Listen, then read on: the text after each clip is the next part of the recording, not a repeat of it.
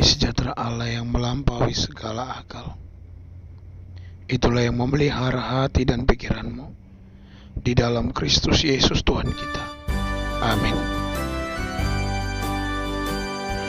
Bapak, Ibu, dan saudara-saudara yang terkasih di dalam Tuhan kita Yesus Kristus, firman Tuhan untuk kita hari ini didasarkan pada 1 Yohanes 4 ayat 14. 1 Yohanes 4 ayat 14. Dan kami telah melihat dan bersaksi bahwa Bapa telah mengutus anaknya menjadi juru selamat dunia. Demikian firman Tuhan. Bapak, Ibu, dan saudara-saudara yang terkasih di dalam Tuhan kita Yesus Kristus, firman Tuhan untuk kita hari ini yang didasarkan pada 1 Yohanes 4 ayat 14 ini mengajarkan tentang kasih, yaitu kasih Allah. Walau kita membaca dari ayat 7 sampai nanti ke ayat 21, kita diajarkan tentang apa itu kasih, dan diajarkan kepada kita bahwa Allah itu adalah kasih. Dan kasih yang benar-benar adalah kasih yang berasal dari Allah. Dan kasih yang seperti yang Allah lakukan, bukan yang berasal dari diri manusia atau yang manusia ciptakan sendiri.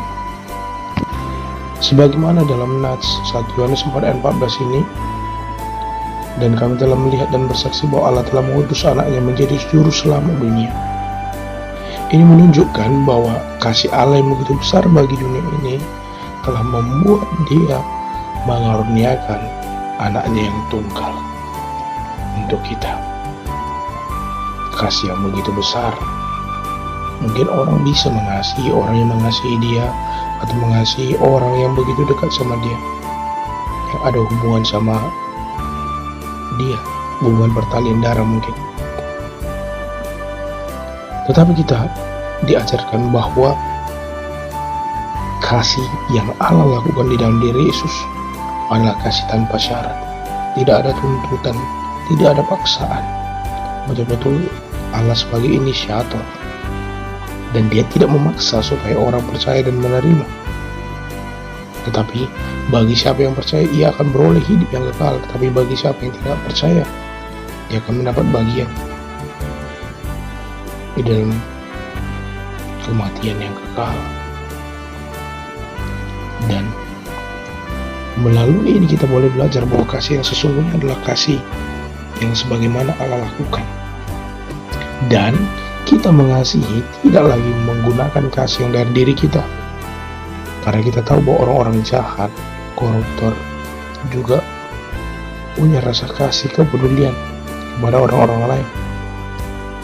Atau orang-orang jahat juga solider, peduli, care kepada orang-orang di komunitasnya.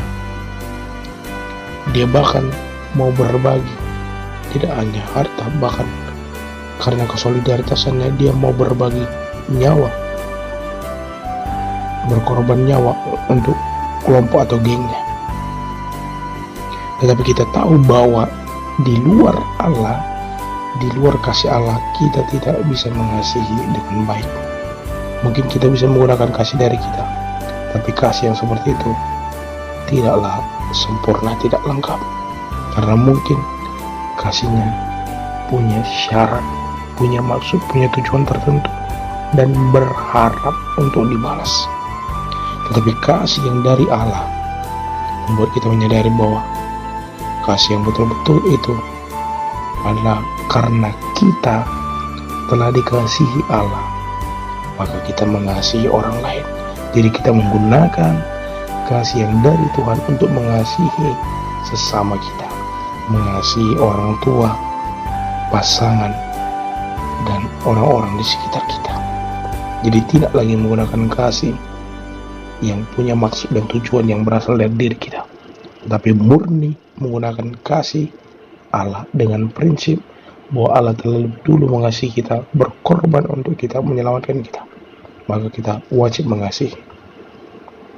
Maka Allah adalah kasih, maka anak-anak Allah haruslah anak-anak yang tinggal dan diam di dalam kasih dan saling mengasihi satu sama lain.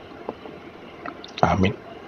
Anugerah dari Tuhan kita Yesus Kristus, kasih setia dari Allah Bapa, dan persekutuan Roh Kudus, itulah yang menyertai kamu sekalian. Amin.